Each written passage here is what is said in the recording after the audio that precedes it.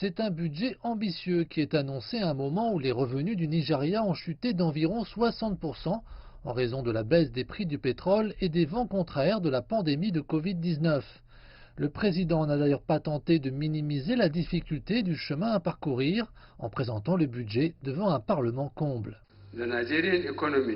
L'économie nigériane est actuellement confrontée à de grands défis, l'environnement microéconomique étant perturbé par la pandémie de coronavirus.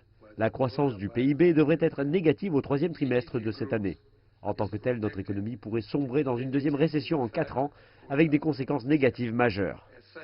Comme celui de 2020, le budget 2021 est déficitaire puisque près de la moitié du financement devrait provenir d'emprunts.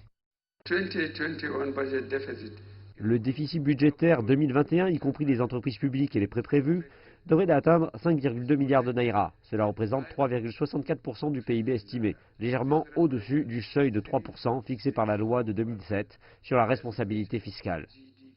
D'autres faits saillants clés du budget fixent le prix de référence du pétrole à 40 $ le baril et la production de brut, y compris le condensat, à 1,18 million de barils par jour.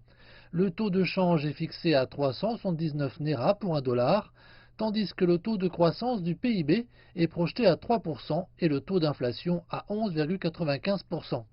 Cependant, les analystes craignent que ce budget ne soit pas réaliste. Je pense que ce budget est trop optimiste. Au-delà des revenus pétroliers, les revenus majeurs proviendront d'autres sources indépendantes, ce qui, je pense, sera difficile à réaliser. Les revenus des douanes, ceux des autorités portuaires du Nigeria, des entreprises publiques. Je ne pense pas que l'économie se sera suffisamment rétablie pour aboutir à la réalisation de la position budgétaire. Le gouvernement doit être plus réaliste dans ses projections et s'il le fait, cela nous aidera également à revoir notre approche de la gestion de nos finances publiques ou de la construction d'infrastructures.